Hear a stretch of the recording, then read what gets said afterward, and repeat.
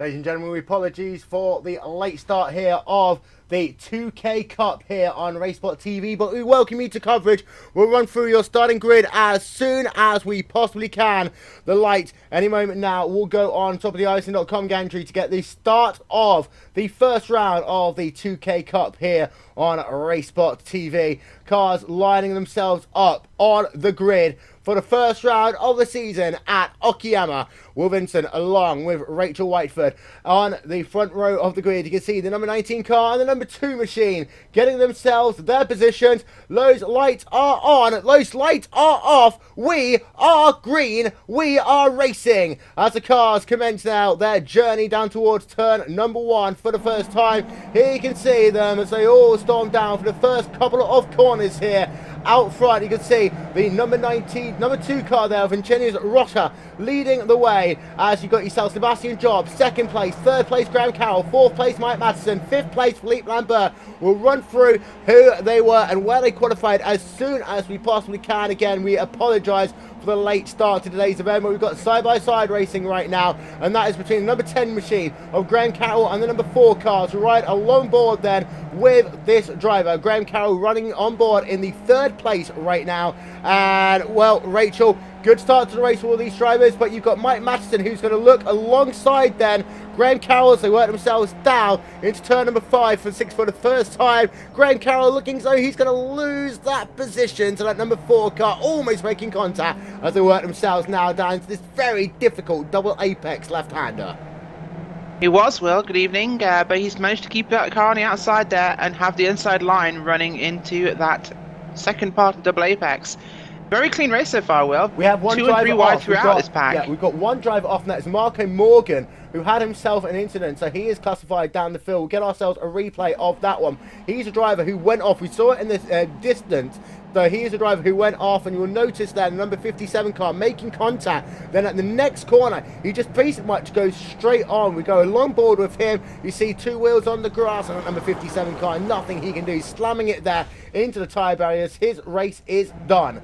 Out front, however, you can tell your race leader is Vincenzo's Rocker by 2 tenths per second. We've got Mark Morgan. I believe Marco Morgan's also had an incident. He's actually down on pit road, so take that one back. Vincenzo's Rocker, though, leads away for the time being. There you can see first lap of the race, a 1 minute 52, 23 laps here around this beautiful Okayama circuit. Rocker leads away from Sebastian Job by a couple of tenths per second. Graham Carroll is able to get himself back past Matt Madison into the 3rd place. 4th, and then Philip Lambert rins in the 5th position for the time being, with Ricardo Ferrer in 6th, Christopher Crome in 7th, Matthew Daniels in 8th, Michelle Mancusi in 9th, and Rob Kane running out your top 10. It is a 39 car field who started this race here today. One driver on pit road, the rest of the field still running as they work themselves on lap number 2 or 23, Rachel. Yeah, it is big field indeed, Will, and there's some names we recognise here, of course, from the Monday night UK and I Skip Barber series, of course, Sebastian Job, Graham Carroll, and the likes of Rob Kane and Clark Williams. So 4 or 5 known elements in this race, a lot of new faces though for at least us at RaceSpotTV. So far the racing's been incredibly high caliber, Will, really loving the action so far, a lot of respectful racing and some really good moves. Yeah, as they can see, your mid-pack, they all are pretty much single file for the time being. Although this track is one with some very long straightaways, which can lead itself to overtaking. I'm just thinking as well, Rachel, that run out of turn 2 through turn 3 and 4, that is a good opportunity to get yourself side by side. And then that back stretch as well, a good opportunity to get yourself some very good, quick, clean passes. As we're just having a look at Sebastian Job, we'll go long board of him out of that final corner. He's closed that gap down, that battle for the race lead, right along board of him. The gap to the front is literally 2 tenths per second. They come back down in towards turn number 1. Yeah, he's not going to take a look down into 1. He wasn't quite close enough there, Will, but he's now right in the gearbox of Rocha. So he has a good option. If he can keep this gap close as it is now, entering the back straightaway, he can get that move done going into turn 5. Yep, as they work themselves now down in towards turn number 3. This is the Moss S. leading itself then into outward curve, turn number 4, staying on board then with Job. He's right up behind, but now they'll come down into this back straight away, and it does look as though that these two drivers are going to start pulling away. They've got an 8 tenths of a second advantage over Graham Carroll, as there you can see the gap between those two drivers on your screen. Job and Carroll running in P3. Carroll, of course, involved in a battle in the early going with Madison, as Job now looks down to the inside. Your battle for the race lead. Sebastian Job moves to the front, and right behind him as well, you've got yourself a battle going on between the number 17 and number 34 car. So that is Brian Doyle in the number 18 car and Paul Clappe in the number 17 car. Down to the inside will go that number 17 machine. Moves himself up into 14th place on the racetrack, working along board with him in that number 17 car as he works himself through Revolver, turn 6 into Piper, turn number 7 on the racetrack. But your new race leader is Sebastian Job, already with a 4 tenths of a second advantage over Rocker, but that one I think will come back into play, Rachel, as you can see that it's really bunched your field up, like two wide action. It has indeed, Will, and he will definitely come under attack from Roger on this next run down the start-finish line. But of course, it's bunched up the top 4 there, and we have a second pack not far behind. Of course, these guys really want to work together and make a gap, but right now, they're just sizing each other up, I think. Still early days in this 21-lap race, so there's still a long way to go.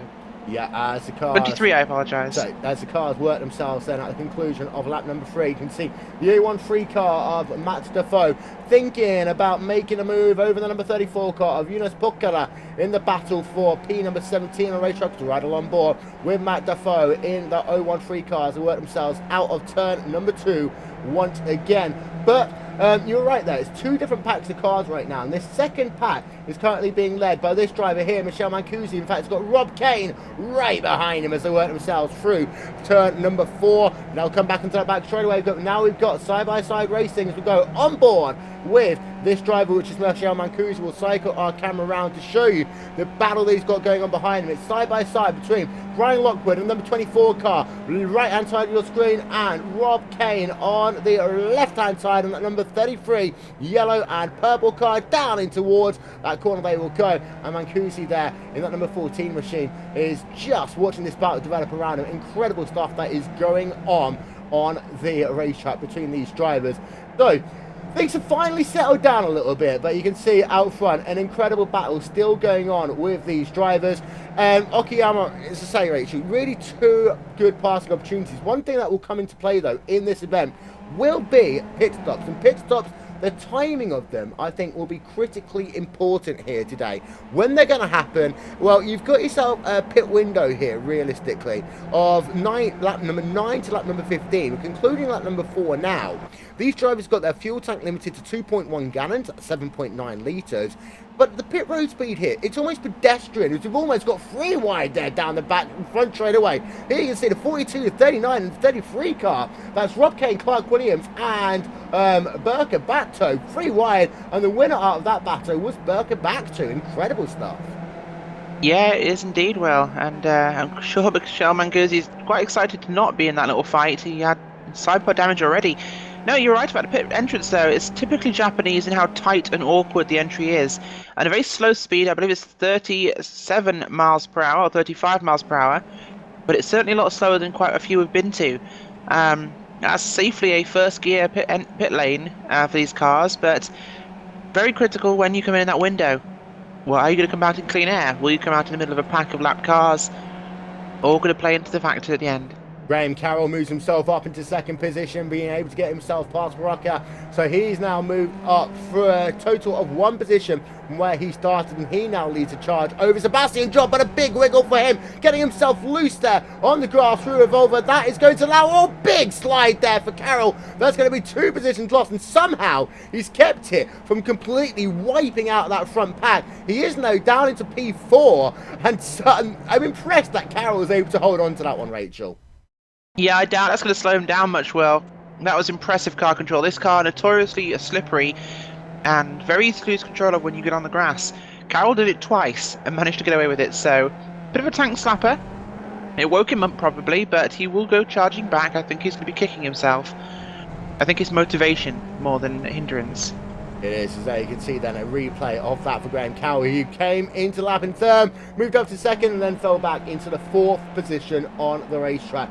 Down in your mid-pack, though, these battles continue. There you can see the 013 car of Matt Defoe. We look in on him as he's right behind that number 18 machine, which is Brian Doyle. And just in fact, behind him is Mike McCormick, who runs himself in the 29th spot for the time being. Incredibly close battles are going on the racetrack, especially in this second pack. They don't want to race for a position, to stay in line and hope they can catch up to this lead battle. They're looking like they want to run for position. Talking about that second pack, though, Rachel, here you can see Matthew Daniels. We look from the rear of him to Christopher Coombe. 2 tenths of a second separating those drivers on the racetrack, but actually it's now 3 seconds to Ricardo Ferreira, who runs at the end of that first pack. And now in fact Coombe is going to look to the outside of Daniels as they come down in towards the hairpin once again. 154 car on the inside, and then you've got Coombe with side-by-side action. We've got 3 wide action almost there. That Benetton number 24 car right there in the hunt. They are indeed, and they're in the pack with 29th place changing hands. Well, Joey Miller going up the inside of Alexandre Ostradic. He's making a good lunge there. Will he take it around the outside?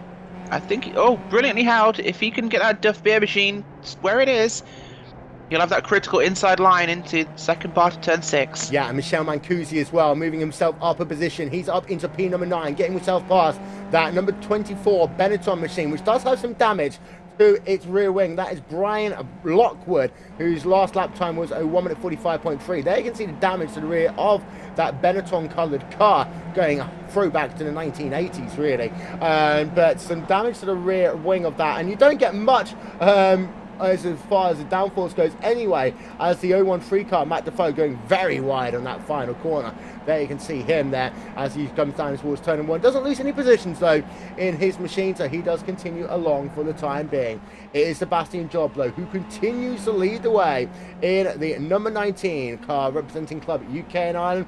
Gap between himself and Rocker is 6 tenths of a second right now. And of course, some of you might have seen Sebastian Job in iRacing.com Pro Series of Road Racing competition a little bit earlier on. Wasn't the day he would have wanted. However, he is leading the way with 7 laps going to be scored complete of this 23 lap event in just a couple of moments time, and we'll get that top 10 up on your screen. You can see it's Job from Matheson, from Carroll, from Labour, from Ferrer, from Daniels, Kroom, Mancusi and Lockwood. They are your top 10 at the conclusion of lap number 6. And you've got yourself that 4-car pack right now. The second pack is currently being led by Philippe Labour. However, that's only really 2 cars. They've kind of split off into a 2-car train.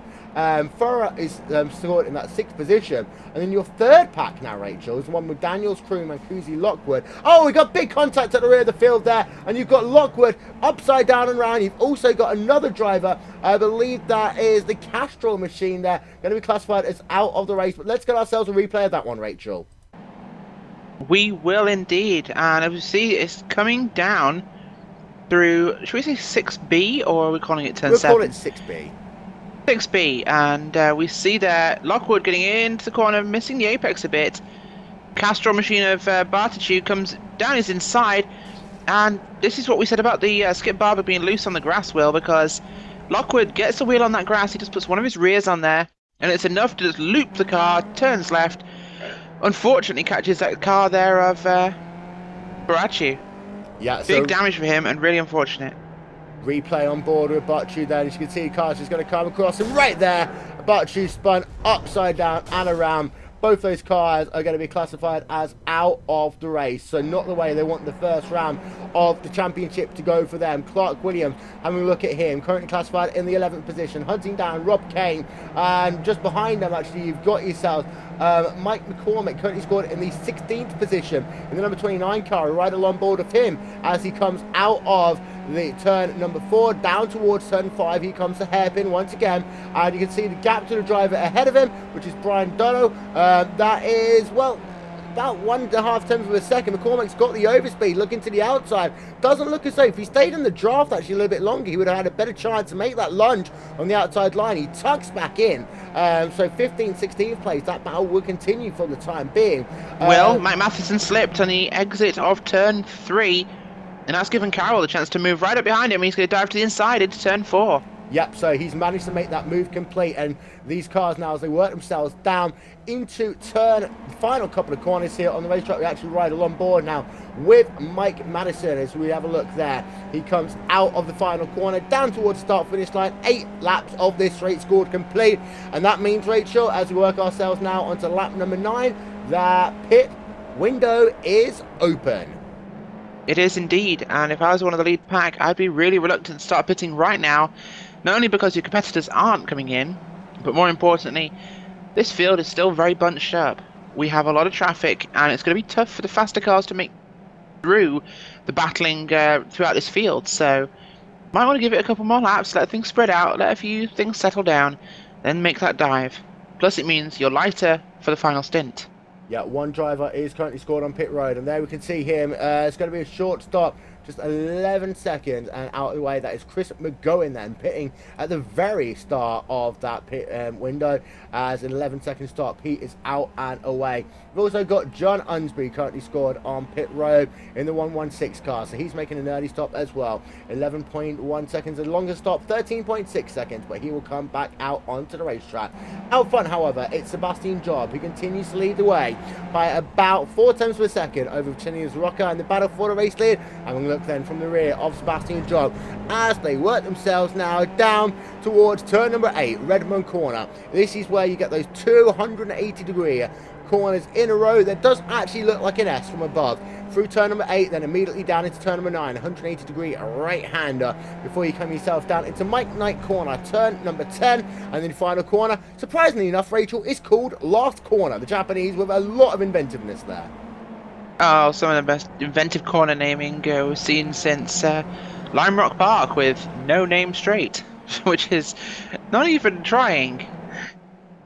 It really isn't, to be fair, as we're just having a look there at the battle between Rob Kane and Clark Williams. This battle separated by about 4 tenths of a second. It does look like it's calmed down, but you've got McCormick, and he was going side by side a moment ago, and he does actually manage to complete a pass there over that 135 car. What an awesome looking paint scheme that 135 car has, Rachel. I have no idea how they're able to line that one up on that car at all. Well, as an artist, I haven't a clue how they managed that one. I think it's been drawn as is on the car, but it's certainly taken some effort, and it's truly beautiful work, Will. As you can see, he currently scores in the 15th position is Kevin Henderson. Back up through the field, you've got Christopher Crome running right behind Matthew Daniels, right along board with him then as they work themselves down this back straightaway. Now look at the overspeed here. Crome getting himself a couple of miles an hour advantage. He'll try and look that car to the outside. Again, he just does it a little bit too early. He will stay side by side down into the corner. He will have that overspeed that helps him, but he takes a very wide line, not able to make that move work on the outside. So work themselves now down in toward turn number 6, Revolver Corner, then turn 7, Piper Corner, and Crome not able to do anything that time by, but he will continue his charge for the time being. Mike Matheson, however, he has been able to get himself close to the rear of Rocker, and actually Carroll has been able to get himself back up into P2 on the racetrack, as we're right along board of him. Carroll, well, he did fall down. There's actually Sebastian Jobs coming down on towards pit road, Rachel. He is, and that's going to give the lead there to Graham Carroll. Now, Carroll's had some amazing pace so far, and we know from his history he's a very quick driver. Graham Carroll is, well, incredibly talented. He had a mistake earlier, he came back to recover, and now he's leading this race. Of course, he has to pit, so he's going to have to put some really fast laps in now to see if he can make a difference, and this will bring him out ahead of Sebastian Job. So this could be a battle of the pit crew as well. Yep, as you can see then, it's going to be pit stop for Sebastian Job in that number 19 Apex Racing car, 12.6 seconds, and out and away for him as we go on board of him coming out of pit road. We have an incident, I believe. Yep, so we'll get to I just heard the sound of an engine blowing up. Oh, it's Matheson. Yo, so Matheson, we can see there, blown his engine, is out of the race. We'll get ourselves an instant replay of that one. And this is, I believe, out of Atwood Curve, turn number 4. Let's have a listen then to that engine coming down into the corner. There we can hear as he shifted down. It's a high-speed corner, and at the same time, the number 2 car got himself past Graham Carroll. So we'll get ourselves another look at that one from our aerial coverage, and we'll focus in on that number 2 car of Rocker coming behind the trees there, and then Kirk themselves then down in towards outward curve, and you'll just hear that engine exploding right there for that number 4 car. And at the same time, Carroll just pushes a little bit wide. That allows that number 2 car on towards pit road, and actually Matteson is actually now on towards pit road with his blown engine. Just keeping an eye out, of course, on your other drivers, see where they are. And you see Carroll now back down into what will be a net second place. Neither of them coming on towards pit road this time by Rachel. A couple of people have. Sebastian Job was the earliest of your front runners to pit now by 2 laps. Could be a inspired decision, Will, but we're going to have to wait till lap 23 to see that. But Graham Carroll there clearly not doing the laps he wanted, as he's been passed by Roca. So we'll have to pick this up if he wants to do anything, or sacrifice any attempt at getting faster and pitting now, because time battling will just slow him down and bring Job out net in front of them. Philippe Laibert in the number 3 machine, currently scored in the 3rd position on the racetrack. So he's inherited a podium position for the time being, as we've got Ricardo Ferrer scored on pit road. Pit stop time for him is 11.9 seconds out on array, as Rob Kane also making his first and only stop of the day at conclusion of lap number 11. So getting close to half distance, 11.9 second stop there for Rob Kane as he comes back out onto the racetrack. Pit road a bit more of a busy place now, as you can see Rob Adams also making himself a pit stop. There you can see him, the number 23 car from Club Canada, getting himself his one and only service of the day. Much longer stop, 15.2 seconds back out onto the racetrack. However, here is your battle for the race lead between this driver from Kansas Rocker, who we're riding along board with, and Graham Carroll, who is just about 4/10 of a second back as they work themselves now down towards this double apex hairpin corner. We'll get a look actually from high above to explain just how confusingly difficult it is. 2 180-degree corners, first one to the left, then immediately your second one is to the right. They work themselves down towards that second to last corner. Oh, a second engine blow up. That one's from Graham Carroll. He comes down on towards pit road, but that's our second engine failure here today, and that is Graham Carroll, who's actually going to be out of the race. Now I hope that no one's going to come in towards pit road at this time, because otherwise Carroll's going to make their lives a misery. But Graham Carroll is out of the race, and I think that was again just a downshifting issue, Rachel. It was. He was trying to slow down too quickly to enter his pit box, and that could just have done for him. We've seen another car coming into pits and going straight past him. Carroll's day is over. That is a shock development, Will. Yeah, as Graham Carroll is out of the race, Michel Mancusi on pit road making his first and only stop of the day. Now Kemp is, I believe, also had an engine failure. So we'll go and have a look back to see what happened to Nail Kemp, because I did hear a second engine failure, and I do believe that was Nail Kemp's machine in the number 44 car. Indeed it was. So Kemp's blown his engine as well. That's 3 engine failures in the first round of the championship. So a lot of drivers suffering here with engine problems. Just to give you an update, it was out and away in 11.5 seconds then from Michel Mancusi. But now, Rocker has himself a good lead of, get this, 5 seconds over Philippe Laibert. So a lot of advantage for him, and about last time by, half a second quicker.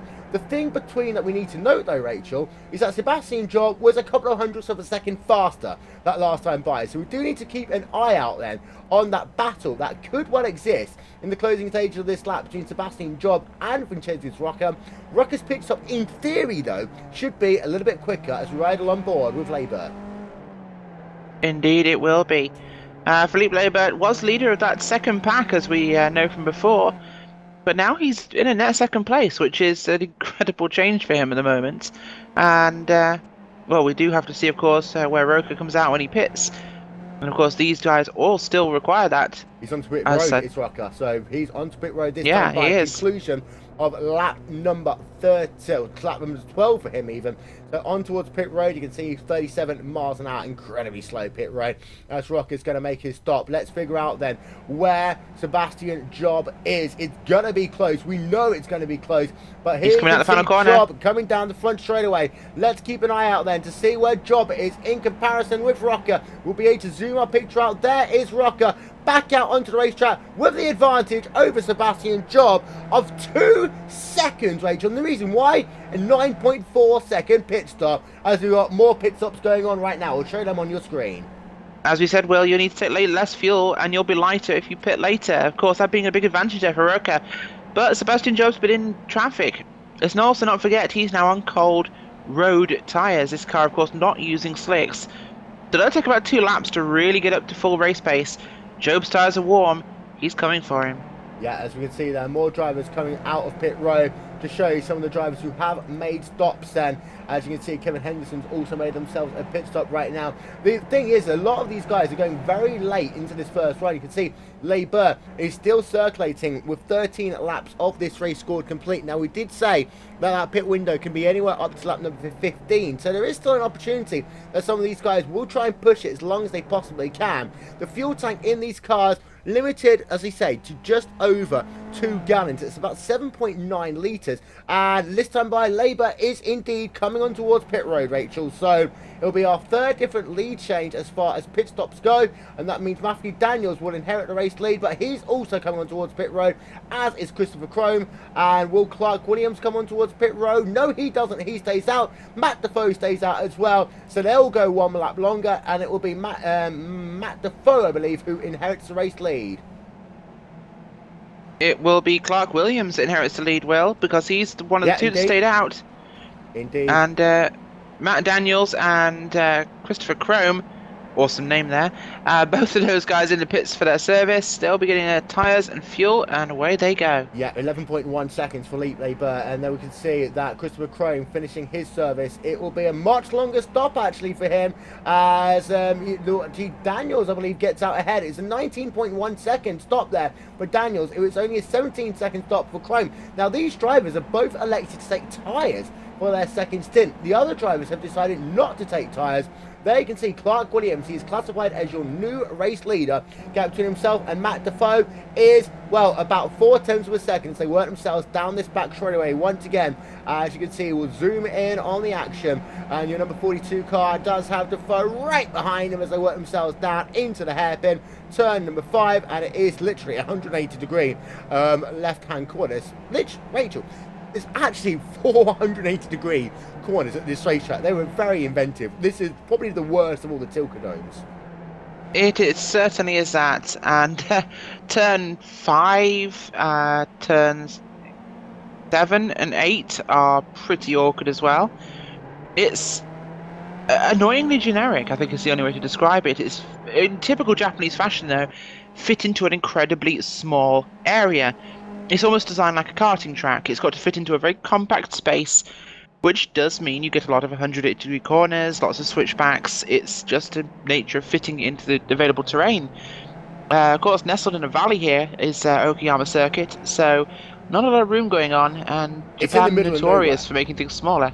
It is indeed. It's in the middle of nowhere, and it's always one of the gripes. You can see there that both Williams and Defoe both on towards pit road. So it is classified technically as 1 lap led then for Clark Williams, as he's going to make his pit stop here in the number 42 car, Matt Defoe. You can see making his pit stop right behind. Let's see whether either of these two drivers will elect to take tyres. Defoe doesn't. He is out and away. Neither does Williams. A 10.8 second stop for Williams. Matt Defoe does himself 11.9 second stop as they both come out onto the racetrack. That means, however, your race leader is Vincinius Rocca once again with a 3-second advantage over Sebastian Job. Incredible stuff there. I'm having a look at the times, and actually he's lapping faster by about 1/10 of a second compared to Job right now.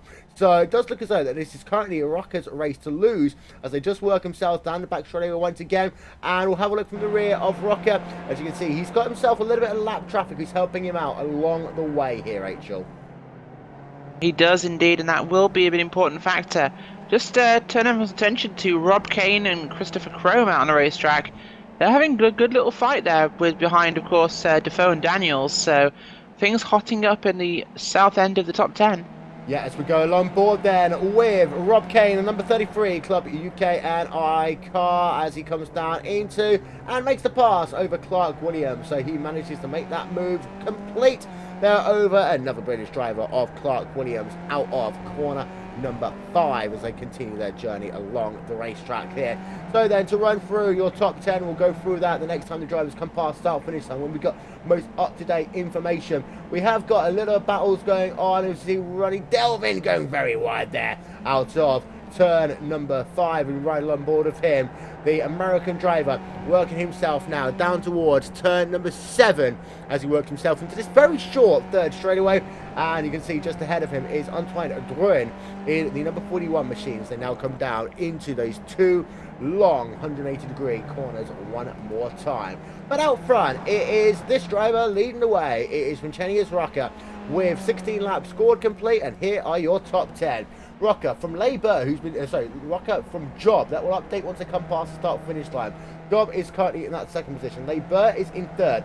4th place is Farah. 5th place Mancusi. 6th place is Daniels. 7th place is Chrome. 8th is Kane. 9th is Williams. And 10th place is Matt Defoe. As there you can see that a little scrap going on now between Ricardo Ferrer, who runs himself in the 4th position. We ride along board of him as he's trying to close down Philippe Labour in the battle for the final podium spot here. Last time by, the two were separated by 1/10 of a second in times, and the gap between the two drivers on track is about half a second, Rachel.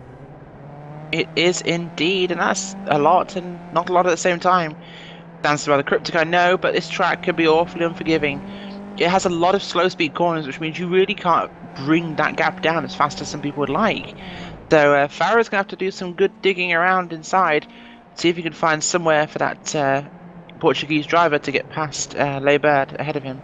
Yep, as they work themselves down towards turn number 9 once again there. Now they come down into Mike Knight corner, turn number 10, which is right about now, as we'll go back along board then with Farah as he works himself now down towards last corner, turn number 11. We did see a couple of people go off here at the start of the race. There's been no further issues since, but Rob Kane, by the way, is once again battling with Clark Williams for position. He's going to go around the outsides. They come down into Mike Knight corner, side-by-side racing. Oh, contact there as the number 42 car of Clark Williams gets himself 2 wheels on the curb. And Rachel, what do we know about Skip Barbers? They do not like sawtooth curbs.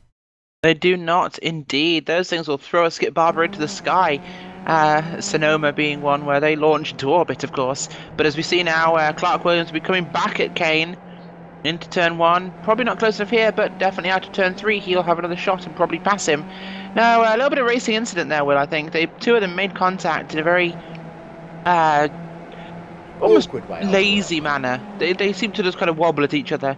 But it's nice to see both drivers get away with it. I'd call that about as awkward as someone picking someone up for junior prom. First time they actually try and hug or whatever each other. It was just a lazy, awkward, nonsensical contact there between those two drivers. Checking in on a battle between Christopher Chrome and Matthew Daniels. As you can see there, two drivers separated by less than 0.3 of a second. Very defensive, Will, there for Kane. Incredibly defensive line.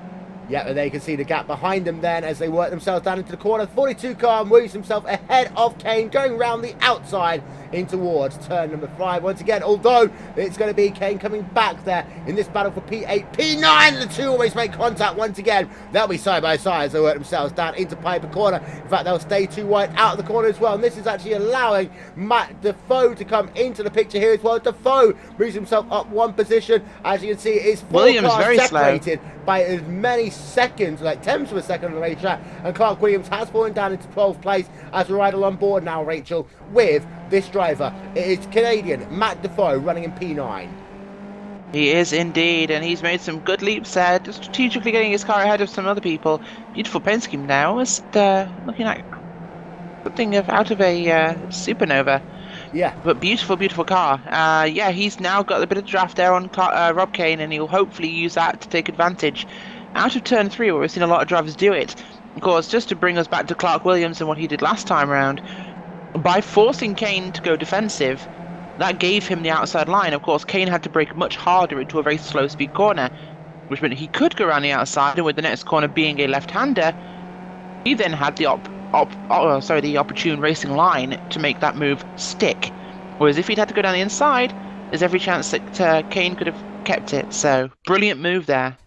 Yeah, meanwhile, we've had ourselves Ricardo Farah being able to get himself past Philippe Labour as they get a replay then of what happened between these two drivers as they work themselves down in towards Atwood Curve, turn number 4. And you can see there Labour just pushing wide, and there's allowed all the opportunity that Farah needed to work himself up into the 3rd position, the final step on the podium. So good drive there by Farah as he's now up into P3 on the racetrack. But out front, Vincentius Rocca does now lead by 3.3 seconds, and he's in last time by lost half a second to Sebastian Job. So I wonder, with 4 laps to go, as he does push wide out of the final corner, what his lap time will be. He did a 1 minute 45.5 last time by. As he comes past the start finish line once again, he does a 1:45.1. So back into the groove there for Rocca, as Sebastian Job does 1 minute 45.098. But to go back to this mid-pack, here you can see, in order, Rob Kane running in 8th, 9th place Matt Defoe, 10th place Christopher McGowan, 11th place is Jonas Pukala, as they continue to battle for position. As we go back on board then with Rob Defoe as he's working himself down the start finish line. Here you can see the gap between the car in front. It is just over 0.4 of a second, and behind him he's got himself a gap of 1/4 of a second. In fact, McGowan is closing on him as they come down into turn number 1. Not going to be close enough though, Rachel. They will not, and of course lap traffic starting to play a role here, Will. This is really going to throw spanners in the monkey wrench for some of our top drivers here. Different thing to navigate lap traffic than it is multi-class traffic, because of course they don't want to go a lap down. So of course this could be a late race breaker for Roca and Job. To the inside of car, the number 9 car on McGowan, and gets himself a very good run actually out of the corner. We'll stay along board of him as they work themselves down this back straightaway, down towards a hairpin. Doesn't look as though he actually gets that momentum there. He had the inside line. I think he just scrubbed a little bit too much speed as he works himself off the corner. It will have to be a very late move. It's just ahead of him. Matt Defoe thinks about making a move to the outside there of that number 33 car, but it puts him under pressure all of a sudden from the number 9 car. Chris McGowan's right along board with him in the number 9 car, coming out then of turn 6 of over down towards Piper Corner. Once again, less than 5 laps to go in this event, and it is still Rock who leads. In fact, last time by did a 1:45.133, 4 of a second faster than Sebastian Job, so there should be no issue at all. Oh, another engine failure, and that is this time, I believe, is this driver, number 34 car of Jonas Pukala, as he works himself off of the racetrack. So that's our 4th engine failure of the day. So, well, he will have to come down on towards pit road, but Christopher Kroom just pushing his car a little bit wide there as he works himself off the racetrack. And that's the thing, Rachel, these guys are at the very top of their game, and what it means is we've got a car who's very slow there off of the track. I believe that was a number 7 car of High, as he was very wide. Yeah, and he's now got the number 17 car of Paul Clappe right behind him, so come down into turn number 1 again. We're just going to get a replay of him on board as he just pushed very wide out of the final corner. That he did indeed. Really awkward there. Tough corner. If you get the wrong angle, you really have to slow the car down a lot just to make sure you make it and don't run wide, but doing just that means you tend to lose massive speed on the straightaway, Will. Yeah, Leigh Burt, by the way, he's coming back on Farah. The gap between those two drivers is less than, it was 1/10 of a second as they work themselves down in towards Revolver Corner, turn number 6, and now down into Piper once again, going on board with Philippe Leigh Burt. And this is the battle for the final step on the podium. Right behind him, though, you've also got Christopher Kroom, who's been battling with Matthew Daniels in the battle for P number 7 on the racetrack. We'll stick it with this battle for the time being. It's the battle for P3 and P4 with less than 3 laps of this event to go. And Rachel, for Leigh Burt, I think he's just got to be careful. He's got really one opportunity, I think, because we know that Farah can be very good. Leigh Burt lost that podium position just by pushing wide in one corner. I think his best opportunity is to try and push Farah to making a very similar mistake. It is, and he can do that. Farah has been pretty consistent this race long, but he needs to do something to get him out of the way, otherwise he has no chance of that final step. Yeah, as they work themselves down into one once again, then 2 laps of this event to go. And one driver who's had a sterling race is this driver, who's led a total of 11 laps here today. That is Vincentius Rocca. 7 laps have been led by Sebastian Job. 1 lap has been led by Philippe Leigh Burt, and 1 lap, by the way, has been led by both Graham Carroll and also Clark Williams, officially according to timing and scoring. As you can see, your race leader coming up amongst a little bit of lap traffic gap between himself and, well, Job is down to 2.9 seconds. And there you can see the number 2 car coming down into the hairpin and then you can see Job down in the 19 car in second place. But this time by, you've got Leiber, who's going to be side by side as they come down in towards the hairpin. Leiber on the outside line is able, oh, he slides down into 5. The two make a little bit of contact, a little bit of smoke coming up. He'll do it there, but Leiber will have the inside line into the next corner of Volva. He manages to make that move complete, and that is what you call consistent, persistent driving there. Leiber was able to move past, and that was, I think, a position he might be able to keep. We're going to get ourselves a very quick replay of that one because these two continue to battle. But Rachel, that was a well executed pass there. Yeah, well, this is classic racecraft. It's not a matter of, can I put my car down the inside and make a pass? No, he understood what he needed to do and what he would have to do to keep that position.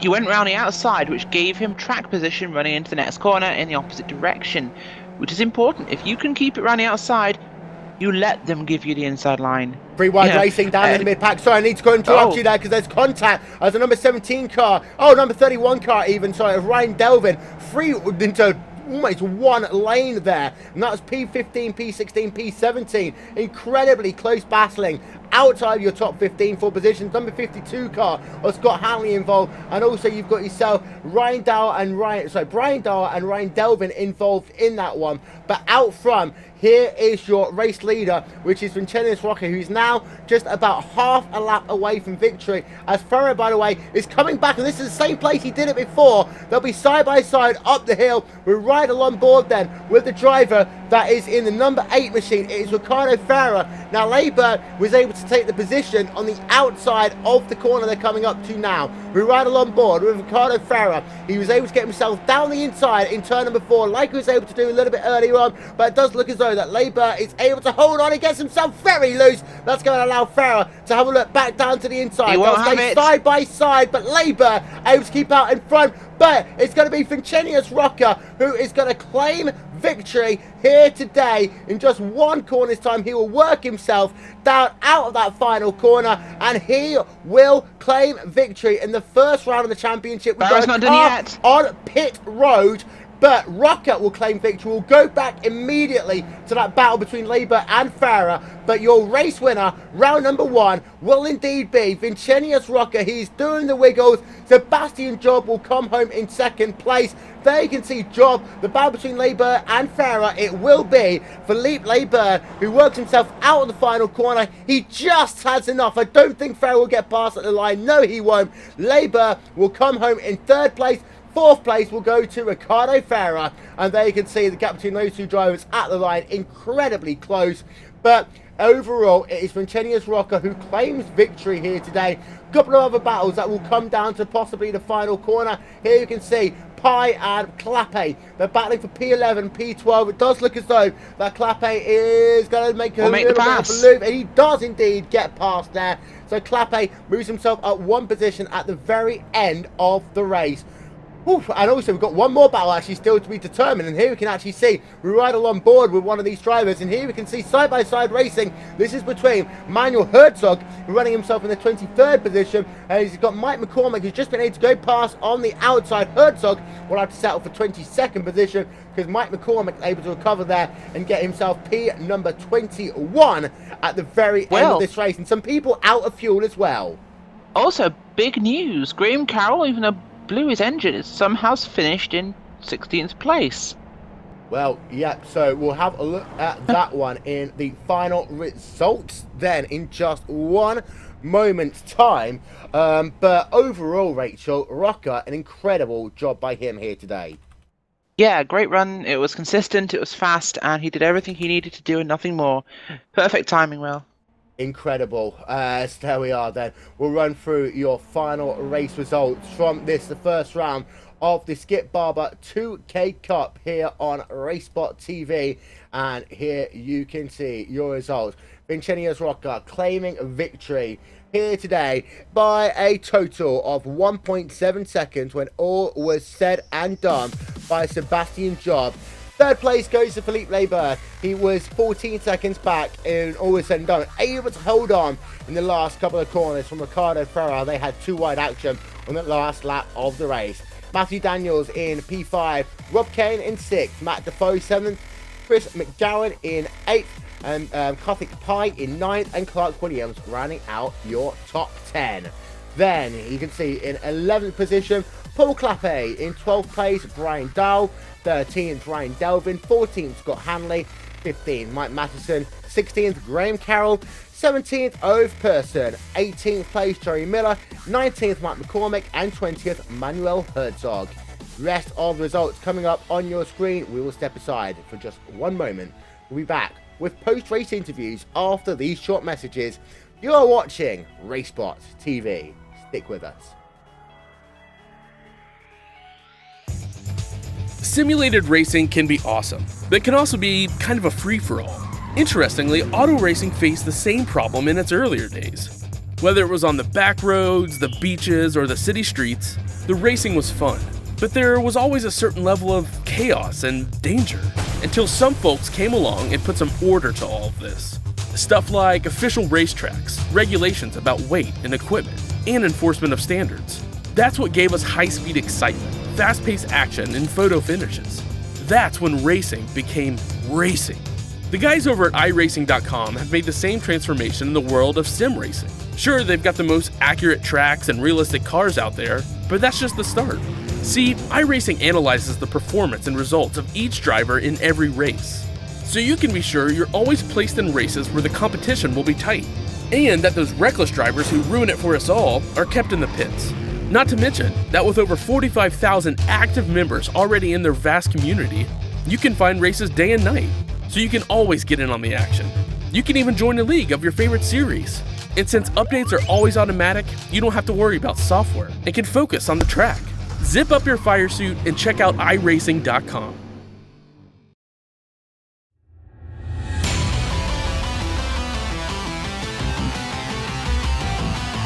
The NASCAR Peak Antifreeze Series powered by iRacing.com has officially begun. It's all in control of Brad Davies in that 11 machine. Green flag flies. He's damn near banged up though. Now the 93 is going to push the 4 of Brian Day all the way up the wall. 4 wide down the super stretch point in the front. And now the 93-39, the 3 machine goes around. Big trouble in the back. Lead the race to the win up front. Look behind him. They're 3 and 4 wide, trying to make a push to the front as the field gains speed in turn number 1. Kenny Humphrey, if he can rip it back to the start finish line, will win here at Daytona. 7 laps to go. Oh, As you love it. here we go. You love it. The 1 gets around. The 5 gets around. Big choke.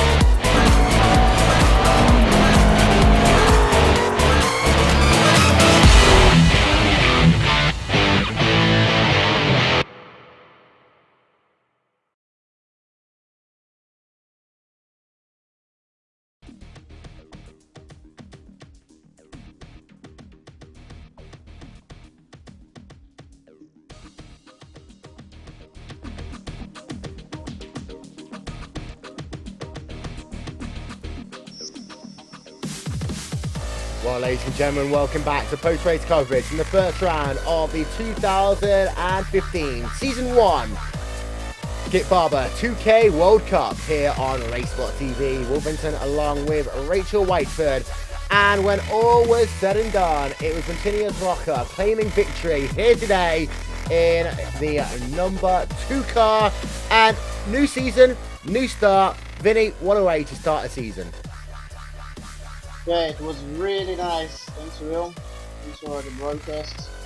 It was awesome. I didn't watch, but I'm sure about that. We think you were pretty busy. Yeah.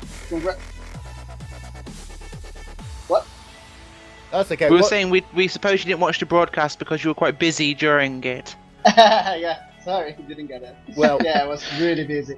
Congrats also to Sebastian Job.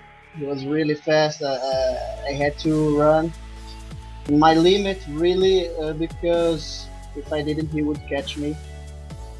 Philippe Labert also very good race. Actually, very good. And I'm pretty happy. I've been running for 2 seasons already, and this is my first win ever. Some people they don't believe it, but it is true. And pretty happy about that. Looking forward to the next one. now take us through the strategy, because you pitted a number of laps after Sebastian Job. And of course, with such a wide pit window here, from pretty much lap 8, we saw our first drive on towards pit road, to the last drive on lap number 16. There's so many different strategy options you can do. You can have the speed at the start, you can have the speed a little bit later on, you can be a little bit heavier in fuel. Was there a particular reason why you took your strategy here today, and do you think that was critical to you taking the victory? Well, I try to run as many laps as possible before pitting. In the beginning, Sebastian passed me, so I tried to save a little fuel behind him, following him. I could do it, I believe, because I pitted out really almost 3 seconds in front of him. But nothing in particular to taking it so long. It was my strategy since the beginning of the race. Well, claiming first victory, not only of a new season, but technically a new year, how important do you think that's going to be momentum-wise, heading into what's going to be a very tough 12-race championship? Oh, for sure, it gives a boost to my confidence. Yeah, so I guess it will be something psychological for me. Really good. So I hope to continue winning. Yeah, so that's it. Well, congratulations on a race victory. Vinny Rocker claiming victory in the first round of the championship. We also got the driver who came home in 3rd place, Philippe Labert. Well, it's been a tough race for you, and that came down to the final lap and beyond, because you had yourself an absolutely amazing scrap with Ricardo Farah in that battle for P3 and P4. Yeah, that's right. Actually, I was saving fuel the last few laps because I short fueled. So I kind of faked a little mistake before the long straight, so he could pass me. I didn't want him to think that I was running low on fuel, so it was like a little trick I pulled. And in the last 2 laps, I saved enough fuel to be able to attack, and yeah, it worked out. It was close a few times. I almost lost the car in the hairpin in the last lap, but yeah, it was a good result.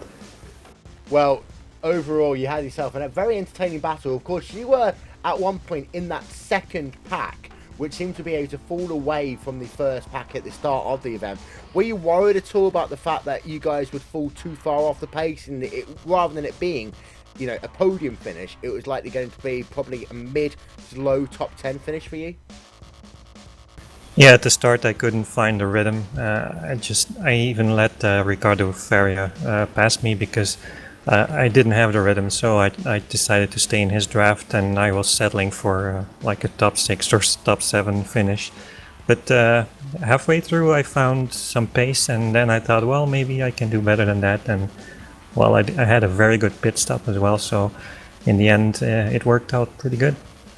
And again, as I said earlier to Rocker, it's a very tough 12-week championship here, and of course in these sort of series, momentum is a very big thing. Podium, first time out. How do you think it will lead you now for this very intensive 12-week championship?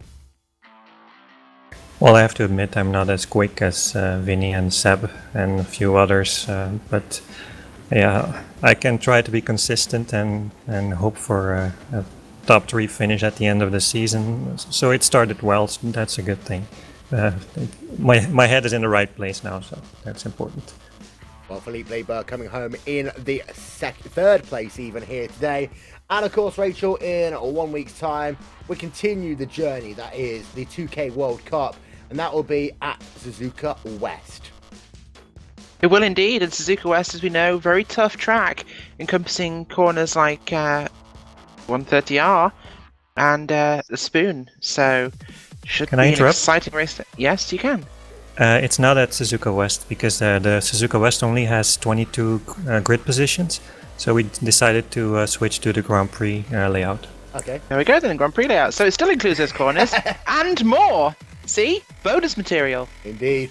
Very quickly, ladies and gentlemen, to run through the way the points are going to work. The first 32 finishes will get points, but also qualifying bonuses for drivers who qualified inside the top 5. So 6 points will go to first place driver, second place will get 4 points, third place will get 3 points, 2 points to fourth, and 1 place to fifth, and then the winner will get a total of 50 points, 45 points to second, 42 points to third place, 39 points for fourth, and 36 points for the fifth place driver. And of course, we'll run through the championship standings as they stand at the end of each of the events at the top of the next broadcast.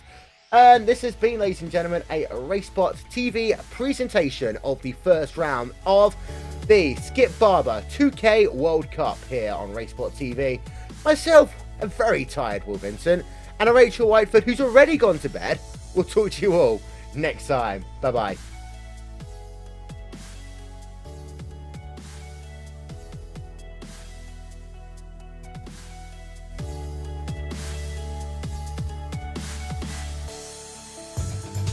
Simulated racing can be awesome, but it can also be kind of a free